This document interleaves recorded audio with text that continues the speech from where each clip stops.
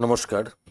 পশ্চিমবঙ্গ সমগ্র শিক্ষা মিশন বিদ্যালয় শিক্ষা বিভাগ পশ্চিমবঙ্গ সরকারের উদ্যোগে বাংলার শিক্ষা ক্লাসরুমে সকলকে স্বাগত।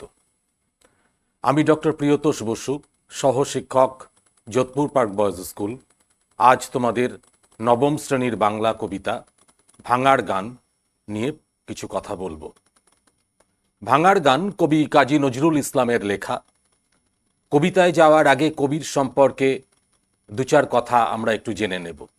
ছোটবেলা থেকেই কাজী নজরুল ইসলাম আমাদের কাছে খুব পরিচিত একটা নাম। আমরা তাকে জানি বিদ্রোহী কবি হিসেবে। 1899 খ্রিস্টাব্দের 24শে মে বর্ধমান জেলার চুরুলিয়া গ্রামে তার জন্ম হয়েছিল। নজরুলের বাবা ছিলেন স্থানীয় মসজিদের ইমাম এবং মাত্র 9 বছর যখন তার বয়স তখন তার বাবা মারা যান। ফলে নজরুলকে প্রচণ্ড অভাব অনটনের মুখোমুখি হতে হয়। তার শিক্ষা জীবন বাধাগ্রস্ত হয়। এই অবস্থায় মাত্র 10 বছর বয়সে নজরুলকে জীবিকা অর্জনের জন্য জীবনযুদ্ধে নামতে হয়। এই সময় নজরুল নিম্ন মাধ্যমিক পরীক্ষায় উত্তীর্ণ হয়ে যে মক্তব থেকে তিনি পড়াশোনা করেছিলেন সেখানেই শিক্ষকতা শুরু করেন।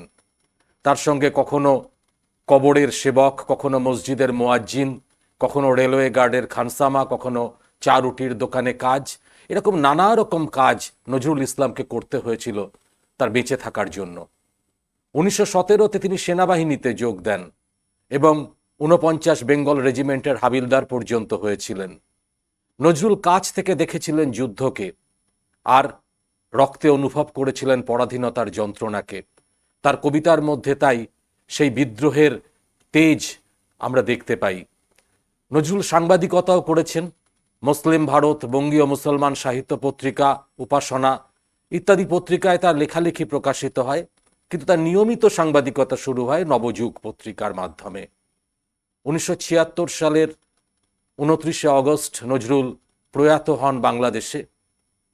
তার বিখ্যাত কাব্যগ্রন্থের মধ্যে রয়েছে অগ্নিবীণা, সাম্যবাদী, সিন্ধু হিন্দোল, চক্রবাক, দোলনচাপা, বিষের বাসি, ভাঙার গান, ছায়ানট, সর্বহারা, ফণিমনসা ইত্যাদি। নজরুল ইসলামের ভাঙার গান কবিতাটি এটা তার চতুর্থ কাব্যগ্রন্থ ভাঙার গান থেকে নেওয়া হয়েছে। বোঝাই যাচ্ছে যে কাব্যগ্রন্থের নাম কবিতা হচ্ছে এটা।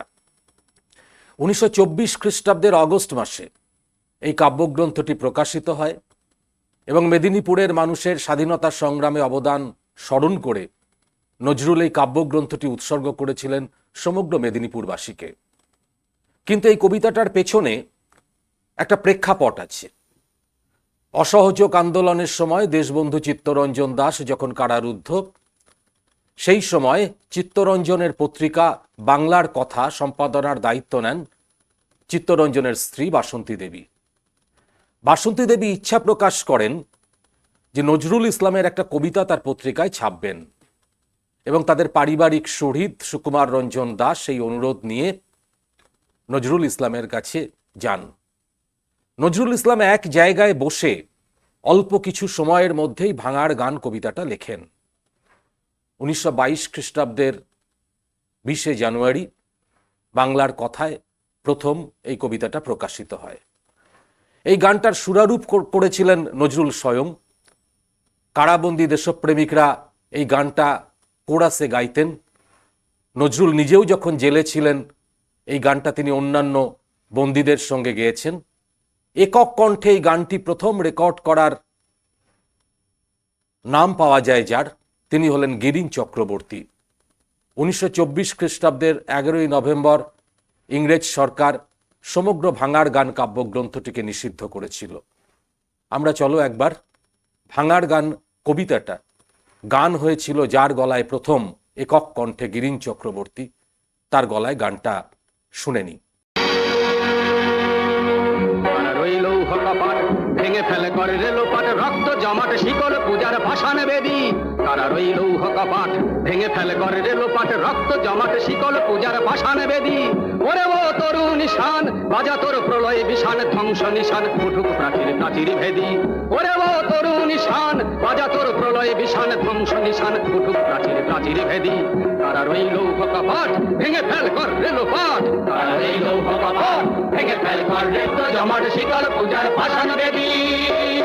গাজনের বাজনা বাজা কে মালিক কে সে রাজা, গাজনের বাজনা বাজা কে মালিক কে সে রাজা। কে দেয় সাজা মুক্ত স্বাধীন সত্য কে রে, মুক্ত স্বাধীন সত্য কে রে, মুক্ত স্বাধীন সত্য কে রে।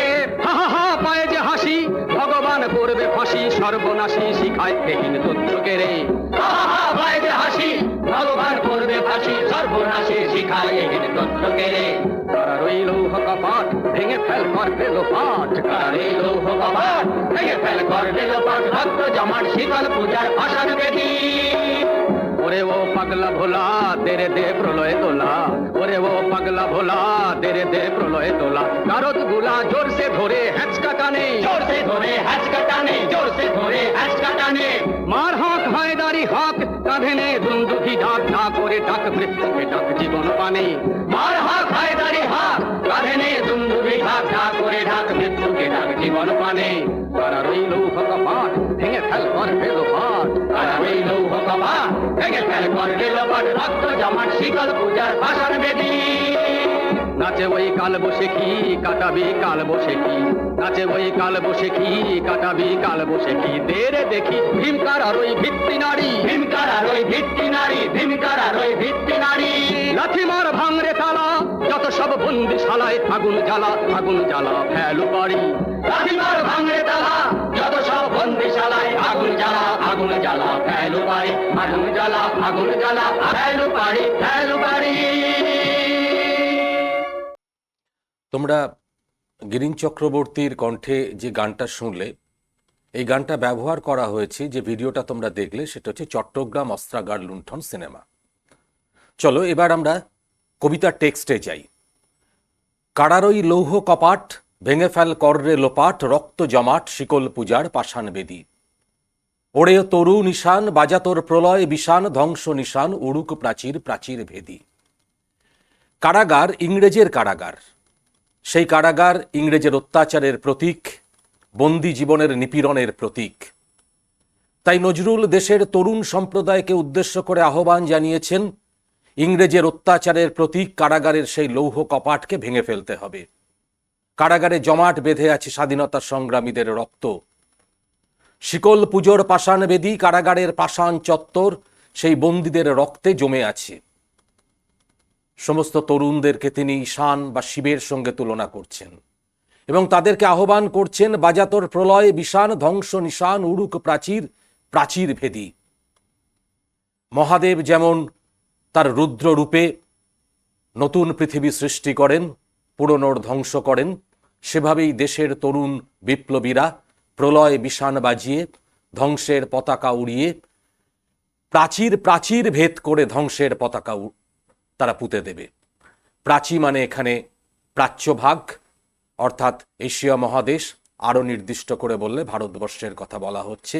তার পাঁচিলে ধ্বংসের পতাকা উড়িয়ে দেবে দেশের তরুণ বিপ্লবীরা।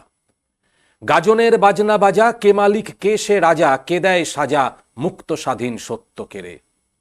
গাজন চৈত্র সংক্রান্তির সময় শিবের পুজো উপলক্ষে যে উৎসব হয়, কিন্তু এই গাজন উৎসবের আরেকটা তাৎপর্য হচ্ছে, এর মধ্যে দিয়ে আমরা পুরনো বছরকে বিদায় জানাই আর নতুন বছরকে স্বাগত জানাই। নজরুল পুরনো সমাজ ব্যবস্থার অবসান চাচ্ছেন, পরাধীনতার অবসান চাইছেন এবং একটা স্বাধীন স্বদেশ দেখতে চাইছেন। তাই দেশের তরুণ সম্প্রদায়কে তিনি আহ্বান করছেন, গাজনের বাজনা বাজা কে মালিক কে সে রাজা। এখানে ইংরেজ বলে কোনো মালিক নেই, ইংরেজ বলে কোনো প্রভু নেই। স্বাধীন ভারতবর্ষে ভারতবাসী হবে নিজেদের শাসক। কে দেয় সাজা মুক্ত স্বাধীন সত্য কেরে। মুক্ত স্বাধীন সত্য, তাকে শাস্তি দিতে পারে না কেউ। হা হা হা পায়ে যে হাসি ভগবান পড়বে ফাঁসি, সর্বনাশী শিখায় এহীন তথ্য কেরে। যারা মনে করে যে যারা স্বাধীনতার জন্য আন্দোলন করছে তাদেরকে ফাঁসি দেওয়ার মধ্যে দিয়ে স্বাধীনতার স্বপ্নকে নষ্ট করে দেয়া যাবে, তারা আসলে মূর্খের স্বর্গে বাস করছে। একজন স্বাধীনতা সংগ্রামীকে ফাঁসি দেওয়া যায়, কিন্তু স্বাধীনতার চেতনাকে ফাঁসি দেওয়া যায় না। লক্ষ লক্ষ স্বাধীনতা সংগ্রামী একটা মৃত্যু থেকে অনুপ্রাণিত হয়ে যায়। কান্ডারি হুঁশিয়ার কবিতায় নজরুল বলেছিলেন, ফাঁসির মঞ্চে গেয়ে গেল যারা জীবনের জয়গান। এখানেও নজরুল বলছেন যে ফাঁসি দিয়ে স্বাধীনতার স্বপ্নকে অবদমিত করবে, এটা একটা হীন তথ্য। এই তথ্য কখনো বাস্তবায়িত হতে পারে না। ওরে ও পাগলা ভোলা দেরে দে প্রলয়ে দোলা, গারদগুলা জোরসে ধরে হ্যাঁচকা টানে। ওরে ও পাগলা ভোলা, আবার খেয়াল করো, এখানে তরুণ স্বাধীনতা সংগ্রামীদেরকে ভোলা অর্থাৎ মহাদেবের সঙ্গে তুলনা করা হচ্ছে। বলা হচ্ছে একটা প্রচণ্ড দোলা দিতে হবে এই কারাগারের গারদগুলোকে ধরে, যেন সেগুলো ধ্বংস করা যায়, জোরসে ধরে হ্যাঁচকা টানে। কারণ শুধুমাত্র বন্দি মুক্তি ঘটবে না, এর মধ্যে দিয়ে ইংরেজের অত্যাচারের বিরুদ্ধে প্রবল প্রতিবাদ জানানো হবে। প্রতিবাদের প্রতীক কারাগারকে যদি মাটিতে মিশিয়ে দেওয়া যায়। মার হাঁক হইদড়ি হাঁক, কাঁধে নে দুন্দুবি ঢাক, মৃত্যুকে ডাক জীবন পানে। মার হাঁক হইদড়ি হাঁক, হইদড়ি কথাটা আসলে হজরত মোহাম্মদের আত্মীয়, তার জামাতা এবং খুড়তুতো ভাই হায়দার আলী বা হজরত আলী, তার সম্পর্কে বলা হয়েছে। হজরত আলী বা হায়দার আলী তিনি ছিলেন চতুর্থ খলিফা এবং তার গলায় অনেক আওয়াজ ছিল। যুদ্ধক্ষেত্রে তার কণ্ঠস্বরের ডাক শুনে শত্রু সৈন্য চমকে যেত। এখন দেশের তরুণ বিপ্লবীদেরকে সেই উচ্চ কণ্ঠে আওয়াজ দিতে বলছেন ভয় ধরানোর জন্য ইংরেজদের মনে, আওয়াজ দিতে বলছেন স্বাধীনতা স্বপ্ন দেখা দেশবাসীকে ডাকার জন্য। কাঁধে নে দুন্দুবি ঢাক, জয় ঢাক, যুদ্ধের ঘোষণা করা হয় যা দিয়ে, মৃত্যুকে ডাক জীবন পানে। যে কোনো স্বাধীনতার লড়াই মৃত্যুকে অনিবার্য করে তোলে, কিন্তু স্বাধীনতার জন্য প্রতিটা মৃত্যু আসলে জীবনকে মহীয়ান করে তোলে। প্রতিটা মৃত্যুই আসলে জীবনকে উদ্ভাসিত করে, স্বাধীনতার স্বপ্ন দেখায়। মৃত্যুকে ডাক জীবন পানে, নাচে ওই কালবৈশাখী, কাটাবি কালবৈশাখী। কালবৈশাখী নাচছে। কালবৈশাখী মানে শুধুমাত্র তো প্রাকৃতিক বিপর্যয় নয়, কালবৈশাখী মানে একটা প্রকৃতির এমন একটা জিনিস যা কিনা পুরনো জীর্ণ জরাকে ঝরিয়ে দিয়ে আসলে নতুনের স্বপ্ন দেখায়। যখন স্বাধীনতা সংগ্রাম হয় তখন কালবৈশাখীর চেতনা মানুষের মনে থাকে। এই রকম সময়ে কাটাবি কালবৈশাখী, অনাবশ্যক অলস সময় যাপন করবি, দেরে দেখি ভীমকারার ওই ভিত্তি নাড়ি, ওই ভয়ঙ্কর কারাগারের ভিত নাড়িয়ে দিতে হবে। লাথিমার ভাঙড়ে তালা, যত সব বন্দিশালায় আগুন জ্বালা ফেল উপাড়ি। লাথিমার ভাঙড়ে তালা, তার কারাগারের তালাকে ভেঙে ফেলতে হবে, বন্দিশালায় আগুন জ্বালাতে হবে।